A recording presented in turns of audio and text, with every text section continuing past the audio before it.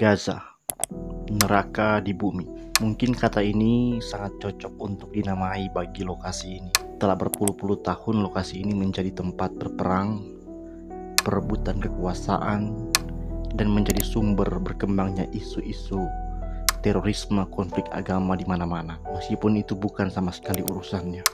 Di tengah-tengah kekacauan ini, di mana orang-orang menjerit kesakitan, kebingungan, ketakutan, kedukaan, muncullah beberapa orang dengan pakaian Santa Claus membagi-bagikan mainan bagi anak-anak yang sedang sangat menderita.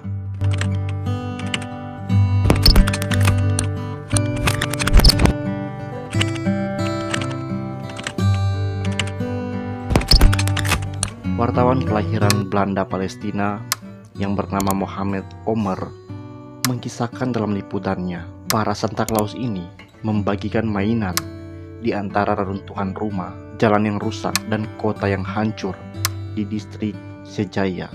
Para Santa ini membawa sebuah lonceng, dan setiap kali mereka lewat, lonceng itu dibunyikan. Anak-anak yang melihat dipanggil untuk berkumpul dan dibagikanlah mainan, permen, boneka, dan lain-lain yang disukai anak-anak. Tanpa peduli agama dan segala urusan orang dewasa yang membuat anak-anak ini menderita, para Santa Claus ini berusaha untuk tidak membiarkan anak-anak ini kehilangan keceriaan masa kecil yang harus dirasakan anak-anak. Di wilayah seluas 6 km kubik ini yang ditempati 92.000 jiwa itu, di salah satu titik pengungsian, anak-anak yang bertahan hidup dari perang dapat tersenyum usai mendapatkan mainan dan permen. Distrik Sejaya adalah daerah paling buruk yang terpapar serangan pada kala itu. Nyaris nggak ada umat Kristen di tempat itu. Dan para Santa Claus datang ke kawasan timur kota Gaza itu untuk mengirimkan pesan dan harapan bagi warga Muslim, khususnya anak-anak, mengenai nilai penting berbagi dan saling menguatkan.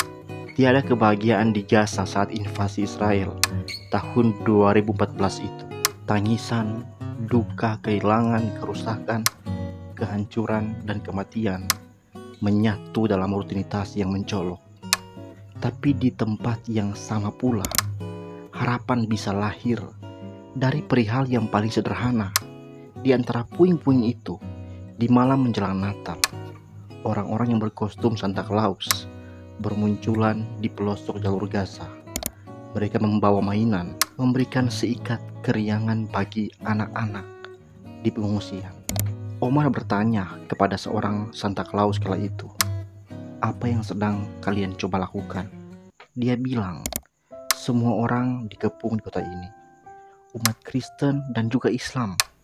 Nyawa kami dan makam keluarga kami dibombardir selama perang oleh Israel. Semenjak kecil, di saat bulan Desember, tiada yang paling membahagiakan selain mendapatkan hadiah dari Santa Claus bagi anak-anak. Meskipun tampak mustahil, tapi keajaiban itu nyata. Mereka tersenyum dengan hadiah kami. Meskipun sedikit, itu akan meringankan duka mereka yang telah kehilangan ayah ibu atau saudara mereka."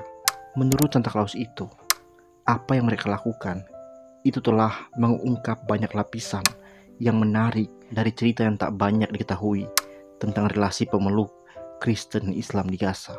Kami tak banyak berbagi pada Natal kali ini, tapi kami bisa berbagi cinta dan perdamaian dengan saudara Muslim kami, kata para Santa Claus yang mengelilingi dan menceriakan kota Gaza kala itu.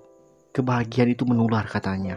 Anak-anak yang semula murung bangkit gembira dengan kedatangan orang-orang yang berkostum merah, berstrip putih, bercanggut buatan itu. Sekitar 3 bulan sebelum kisah haru para Santa ini, pada Agustus 2014, menurut Badan PBB untuk Perlindungan Anak, sekitar 370.000 anak di jalur Gaza membutuhkan pemulihan jiwa usai serangan 51 hari itu. Invasi Israel itu menewaskan 2.200 warga Palestina dan melukai 11.000 orang, sebagian besar adalah anak-anak. Dalam pekan Natal tahun itu, sekitar 1.500 umat Kristen, di mana 85%-nya penganut Ortodoks Yunani, merayakan Natal di 4 gereja utama. Tapi akibat perang dan invasi, Situasi dramatis membuat mereka sulit. Kematian, duka, kesedihan, dan ketakutan menyelimuti seluruh Gaza, baik Muslim maupun Kristen. Pada hari Natal 25 Desember itu, Ibrahim Jasan, warga Kristen Gaza, dia bilang bahwa dia nggak lagi merayakan Natal di jalan Gaza seperti biasanya. Dia hanya ke gereja dan memasang pohon Natal di rumah. Kami tidak mungkin merayakan Natal saat saudara Muslim kami sedang menderita. Jasan yang juga penjaga toko di Remal, sekitar 3 km dari jantung kota, itu mengatakan bahwa tradisi Natal di Palestina punya nilai tersendiri. Meski dikepung oleh perang dan blokade, sebagai umat Kristen Palestina, dia bisa menikmati hidup dan tak pernah mengalami segala bentuk penindasan dari sesama warga Palestina. Kami disatukan oleh satu bangsa, satu tanah air, satu darah. Saat perang berkecamuk di musim panas, baik umat Kristen maupun Muslim pergi ke rumah sakit untuk mendonorkan darah mereka bagi para korban tanpa pandang agama apa mereka. Saya pribadi, Patrick Smith, meskipun saya yakin dalam keimanan saya bahwa keselamatan hanya ada dalam Yesus, tapi jujur, saya nggak pernah diajarkan untuk membenci umat Islam hanya karena kalian tidak meyakini apa yang saya yakini. Saya memang diperintahkan untuk menginjili orang-orang non-Kristen, tapi sungguh, Injil itu adalah sebuah berita, sebuah kabar, bukan sebuah paksaan. Mungkin suatu hari nanti Anda akan bertemu dengan saya, dan saya akan memberitakan Injil kepada Anda. Saya harap Anda itu nggak membenci saya hanya karena berita yang saya sampaikan. Anda percaya, saya bersyukur. Anda nggak percaya, saya yakin kita akan tetap menjadi sahabat dalam kemanusiaan, dalam kebinekaan. Teman-teman, di Gaza pada tahun 2014 itu memang menjadi momen duka, tapi juga menjadi bukti bahwa keimanan gak membuat manusia saling benci. Ratusan keluarga Muslim ambil bagian dalam prosesi pemakaman Jalila Ayat, perempuan sepuh Kristen yang selesai hidupnya saat serangan udara Israel yang menyelesaikan rumahnya di Gaza. Dalam sebuah wawancara, Faris Mehdawi, mantan duta besar Palestina untuk Indonesia, pernah berbicara tentang relasi antar umat beragama di Palestina. Katanya di Palestina, saat Natal, orang yang ke sana itu bakal mengira dulunya Palestina itu mayoritas Kristen, karena semua orang agama Islam pun merayakan Natal dengan meriah. Sebaliknya, saat Idul Fitri, orang akan mengira semua warga Palestina adalah Muslim, karena orang Kristen pun merayakan Idul Fitri. Menurut Bedawi, di Palestina, kekristenan bukanlah agama impor. Kekristenan lahir di Palestina. Yesus lahir di Palestina, dan banyak kejadian yang tertulis di Injil berlatar di Palestina. Para penganut Kristen mula-mula adalah orang-orang Palestina. Orang Kristen Palestina punya nenek moyang yang bisa jadi adalah orang-orang yang pernah bertatap muka dengan Yesus. Jadi kekristenan adalah agama asli di Palestina. Dia juga menambahkan bahwa lebih daripada itu, perjuangan mereka adalah perjuangan sebuah bangsa yang dijajah bangsa lain. Ini yang bikin perbedaan keyakinan bukanlah masalah, karena mereka memiliki musuh yang sama, yaitu penjajahan Palestina. Begitu kata Medawi, orang Palestina yang pernah tinggal di Indonesia selama kurang lebih 6 tahun kala itu. Teman-teman, di Gaza, penindasan gak mengenal agama dan keyakinan. Penganut Kristen dan Islam itu merasakan penderitaan yang sama. Usai serbuan Israel pada tahun 2014 itu, hanya ada 857 umat Kristen yang diperbolehkan masuk ke Bethlehem dan Yerusalem. Itu hanya sekitar 66% dari total umat Kristen di Gaza, dan 130-nya adalah umat Katolik. Ahmad El-Sayed menulis sudut pandang berbeda tentang Natal di Gaza, bahwa semua orang Kristen di Gaza bebas merayakan Natal. Tapi jika mereka hendak mengunjungi kerabat mereka di tepi barat untuk menghadiri perayaan atau misa Natal di gereja kelahiran Yesus di Bethlehem atau di gereja makam Kudus di Yerusalem, mereka mesti menghadapi lapisan rumit birokrasi dari pihak otoritas Israel. Kebanyakan umat Kristen di Gaza dilarang memasuki daerah Bethlehem dan Yerusalem karena alasan keamanan.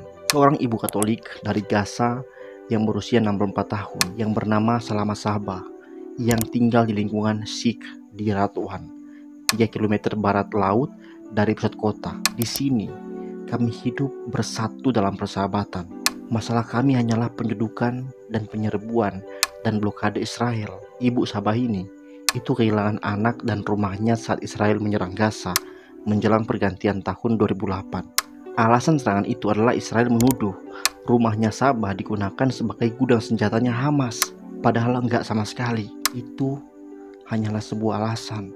Dan serangan Israel yang berdurasi 22 hari yang diberi nama Operasi Kaslit itu menewaskan 1.500 orang Palestina dan melukai 5.000 jiwa. Ibu Sabah ini menyesalkan adanya fakta bahwa banyak orang Kristen di Gaza merasa nggak mungkin mengunjungi keluarga mereka di tepi barat saat Natal atau di Yerusalem.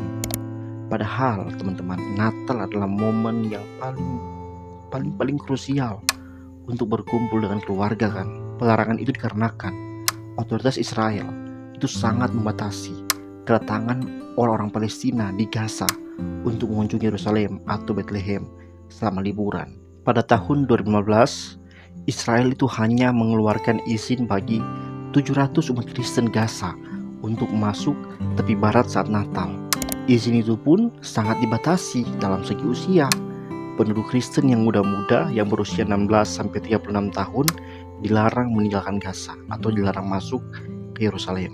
Sedangkan kebanyakan penganut Kristen di Gaza pada tahun 2015 itu berjumlah kurang dari 1.200 jiwa yang tinggal di daerah tua di dekat Kem Al-Shati, sebuah kem pengungsian Palestina di utara tepi Gaza sepanjang laut Mediterania, di mana mayoritas umat Kristen di Gaza itu beraliran Ortodoks Yunani, Katolik, Baptis, dan Anglikan. Meski minoritas di Gaza, umat Kristen membuktikan komitmen persatuan dengan jalan yang mengagumkan. Saat serangan udara Israel menghancurkan masjid-masjid umat Islam, mereka yang paling awal menawarkan perlindungan dan tempat ibadah bagi umat Islam di Gaza. Orang Kristen Gaza juga yang bernama Matteo Fikri mengisahkan bahwa meski ada di tawanan blokade dan serangan dan penyerbuan, umat Kristen di Gaza tetap tabah. Mereka menolak tunduk ataupun lari dari kota Gaza. Solidaritas antar umat Kristen dan Muslim itu semakin erat. Michael Tarazi, jemaat gereja Santo Porpirus, dia bilang bahwa perayaan Natal merupakan momen penting baginya dan keluarga. Natal di Gaza itu memberikan kekuatan di saat yang sulit. Saudara-saudara, kisah ini harus menjadi renungan bagi kita. Entah Anda Kristen ataupun Islam yang ada di Indonesia, kami orang Kristen, kami bukan orang Israel. Kami nggak mendukung Israel untuk menang. Kami mendukung Palestina untuk bebas dari penindasan. Dan kami harap sebagai sesama anak bangsa, kita saling mengasihi dengan alasan paling tidak, alasan satu tanah air, satu bahasa, dan satu bangsa Indonesia. Mari teman-teman, seluruh umat Kristen dimanapun berada, mari bersama seluruh warga bangsa, kita sebagai gereja memperkokoh NKRI ini yang demokratis, adil, dan sejahtera bagi semua ciptaan. Semua ciptaan termasuk Palestina yang sudah dan sedang menderita selama berpuluh-puluh tahun itu. Sekian video saya teman-teman, Tuhan Yesus memberkati. Free Palestine. Seperti yang terjadi kemarin.